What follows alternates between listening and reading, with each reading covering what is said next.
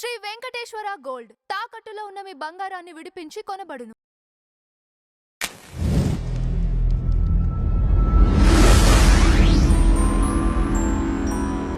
Video recording పెట్టండి, లేకపోతే మిమ్మల్ని అక్కడే తంతాను. అదే ఇప్పుడు వీడియో రికార్డ్ అనేది మీరు ఆల్రెడీ చూపించాం కదా. ఇప్పుడు చూయించిన తర్వాత ఇతన్ని ఏం చేయాలి? ఇప్పుడు మీకు వీడియో రికార్డ్ పెట్టాం కదా, మొత్తం ఆధారాలన్నీ ప్లే చేసా కదా. ఇప్పుడు ఏం కామెంట్ పెడతారో చూద్దాం. ఇక అంటే పాజిటివ్ గా వచ్చిన కామెంట్స్ చాలా ఉన్నాయి. రంజిత్ ఓఫిర్ గారు ఎప్పుడైనా ఎవరితో అయినా మిస్బిహేవ్ చేశాడా? ఆయన తప్పు చేశాడని నీకెందుకు అనిపించింది? నాకు క్లారిటీ కావాలి. రికార్డు పెట్టాను, ఆ రికార్డు విన్నారు కదా, ఇక్కడ ప్లే చేసే కదా. ఇంత ముందు ఉన్న ఆ ఇంటర్వ్యూలో ఆధారాలు లేవని చెప్పేసి ఈ కామెంట్లు పెట్టావు. ఇప్పుడు ఈ వీడియోలో నేను ప్రతిదీ మీకు ఆధారాలు కూడా చూపించా. రంజిత్ ఓఫిర్ గారి గురించి వచ్చిన ఈ వీడియో అంతా శుద్ధ అబద్ధం. ఒక్క ముక్క కరెక్ట్ లేదు, అన్ని పచ్చి అబద్ధాలు. సరిగా తెలుసుకొని మాట్లాడండి. మనకు అబద్ధమా నిజమా అనేది ఇప్పుడు నేను ఆ నిజం చేయడానికి ఆ ఇంటర్వ్యూ చూసిన తర్వాతనే నేను మీకు ఇక్కడ ఈ ఇంటర్వ్యూకి ఇవ్వడానికి గల కారణం ఏంటంటే ఇవన్నీ ఆధారాలన్నీ చూపించడానికి. ప్రతిదీ మీకు చెప్పినటువంటి ప్రతిదీ ఆధారాలు ఇచ్చాను. ఆ పోస్టులు కూడా మీకు కొన్ని పంపిస్తాను. మొత్తం మా ఇంట్లో సిస్టంలో ఉన్నాయి. ఆ పోస్టులు అన్నీ మీకు పంపిస్తాను. ఆ పోస్టులు కూడా మీరు ఆ పోస్టులు ఆ రంజిత్ ఓఫిర్ గాడే సంగారెడ్డి జిల్లాలో వీడి గురించి పోస్ట్ పెట్టినందుకు నెగిటివ్గా ఫేస్బుక్లో వాళ్ళని అటాక్ చేసి ఆడపిల్లలు అని కూడా చూడకుండా మేము కొట్టామని చెప్పేసి అదేదో పెద్ద బిల్డప్ గర్వంగా చెప్పుకున్న ఆ పోస్టులు కూడా మీకు పంపిస్తాను. అంటే అసలు రంజిత్ ఓఫిర్ అనే వ్యక్తి పైన మీరు వీడియో చేసి ఎన్ని నెలలు అవుతుంది? నేను ఒక 2.5 years బ్యాక్ నేను చేశాను. ఫస్ట్ వీడియో చేశాను. 2.5 years బ్యాకే. అప్పటికే నాకు ఇవన్నీ వచ్చినాయి ఆధారాలు, వీడియోలో మాట్లాడే వాటన్నిటి మీద వచ్చినాయి. అవన్నీ నేను బాధితురాలు వచ్చి మమ్మల్ని ఇట్లా బ్లాక్మెయిల్ చేశారని చెప్పేసి మాకు ప్రూఫ్ ఇవ్వండి అంటే రికార్డులు ఇచ్చారు. ఆ రికార్డులన్నీ చూసి నేను మొత్తము వీడియో చేశాను. వీడియో చేసిన తర్వాత వాడు బాగా ఎక్కడ తగలాలో అక్కడ బాగా తగిలినట్టుంది. మళ్ళీ వాడు కొంత డబ్బులు ఖర్చు పెట్టి నా యూట్యూబ్ ఛానల్ వీడియో డిలీట్ చేయించాడు. ఎలా? వాడు పోలీస్ స్టేషన్ లో చేయించాడు. వాడు ఇంత ఖర్చు తీసుకెళ్ళి అక్కడే లేదు, నన్నేం తీసుకెళ్ళలేదు. నాకు అదే అర్థం కాల. నాకు పోలీస్ స్టేషన్లో వాళ్ళే చెప్తున్నారు వీడియో మీరు డిలీట్ చేశారా అంటే లేదు నేను డిలీట్ చేయలేదంటే మేమే చేసామని చెప్పేసి అక్కడ అన్నారు, పోలీసు వాళ్ళు అన్నారు. మరి వాళ్ళ దగ్గర ఏం టెక్నిక్ ఉందో నాకు కూడా తెలియదు. అది సైబర్ క్రైమ్ లో ఇస్తే అసలు అది కాపీ రైట్ స్ట్రైక్ పడలేదు, క్లైమ్ పడలేదు, ఏం పడలేదు. వీడియో డిలీట్ అయిపోయింది.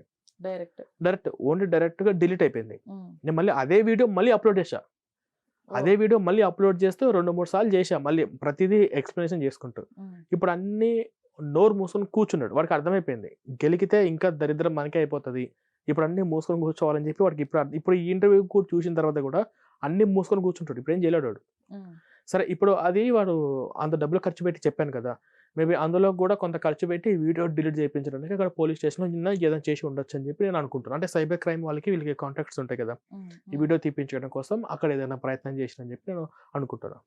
ఇప్పుడు అసలు ఆ వీడియోస్ ఉన్నాయా మీ ఛానల్? ఉన్నాయి. మళ్ళీ ఉన్నాయి. మళ్ళీ నేను అప్లోడ్ చేశాను. మళ్ళీ రీఅప్లోడ్ చేశాను. ఎప్పుడైతే బాధితురాలు వచ్చి నా దగ్గరికి కొంచెం ధైర్యంగా నేను కేసు పెడతానండి అని చెప్పిందో అప్పటి నుంచి మళ్ళీ పోలీసులతో మొత్తం బయట పెట్టాను. దీని గురించి నాకు పోలీస్ స్టేషన్ దగ్గరికి వెళ్తే నన్ను ఎంకరేజ్ చేశారు. అప్పుడు మీరు ఏమనుకోవద్దండి, తెలియక మిమ్మల్ని ఇలా పోలీస్ స్టేషన్ వరకు తీసుకురావాల్సి వచ్చింది అని చెప్పి అక్కడ నాకు చెప్పినటువంటి వాళ్ళు కూడా చాలా మంది ఉన్నారు. పోలీసులు చెప్పారు. దీని మీద మళ్ళీ రీఅప్లోడ్ చేసినప్పుడు కూడా మళ్ళీ నా మీద కేసు పెట్టడానికి వెళ్ళారు. అంటే ఎక్స్ క్రిస్టియన్ ఛానల్లో వచ్చినటువంటి ఈ ఆడియో రికార్డులన్నీ కూడా వాళ్ళు కలర్ జిరాక్స్లు తీసుకొని తమ్ముళ్ళు జిరాక్స్లను తీసుకొని వాళ్ళు ఒక బ్యాచ్ వెళ్ళారు. వెళ్ళిన తర్వాత అక్కడ వాళ్ళందరూ చూశారు, ఇవన్నీ పరిశీలించిన తర్వాత అది ఎఫ్ఐఆర్ చేయడానికి పెద్ద కేసు ఏం కాదని చెప్పేసి మేము మాట్లాడతామని చెప్పి పంపించారు. ఇప్పుడు వాడికి అంతా ఉంటే వాళ్ళు ఎవరైనా మొత్తం ప్రూఫ్స్ ఆధారాలన్నీ చూసి ఇది కేసా కాదా, ఎఫ్ఐఆర్ చేయాలా చేయొచ్చా అని చెప్పేసి వాళ్ళు పరిశీలించి చేస్తున్నారు. అయితే మీరు వీడియోలు ఇప్పటికి ఒక 3 months బ్యాక్ కూడా చేశానని చెప్పారు. 3.5 months బ్యాక్ కూడా చేశాను. ఇప్పుడు కూడా అతను సేమ్ అలాంటి బెదిరించడం కానివ్వండి, లేకపోతే అటాక్ చేయమని వాళ్ళ ఫాలోవర్స్ కి వీడియోలో కూడా చెప్తున్నాడు. ఇట్లాంటివి ఏమైనా ఫేస్ చేస్తున్నారు? ఎందుకంటే ఆ రోజు వాడికి అర్థమైపోయింది నన్ను ఇప్పుడు టచ్ చేయాలన్నా ఆ తర్వాత ఏం జరిగిందో వాడికి తెలుసు.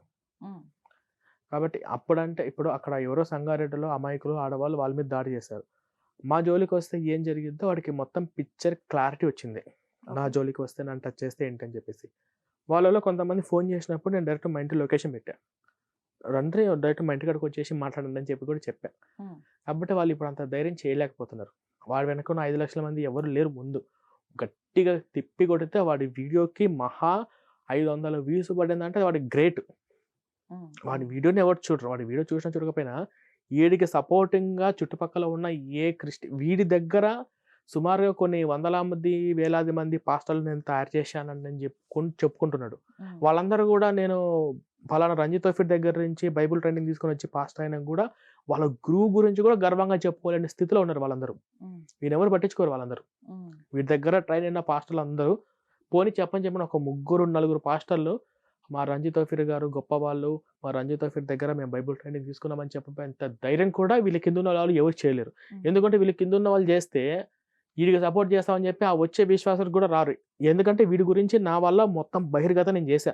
ఇప్పుడు మొత్తం. మీరు ప్లే చేసిన వీడియోలు ఉన్నాయి, ఉమ్, ఆడియోస్ ఉన్నాయి, ఉమ్. ఇవన్నీ అతను ఇంటర్వ్యూ ఇచ్చిన ఛానల్స్ లోనే అన్నట్లుగా ఆ బైట్స్ కనిపిస్తున్నాయి. హ్మ్.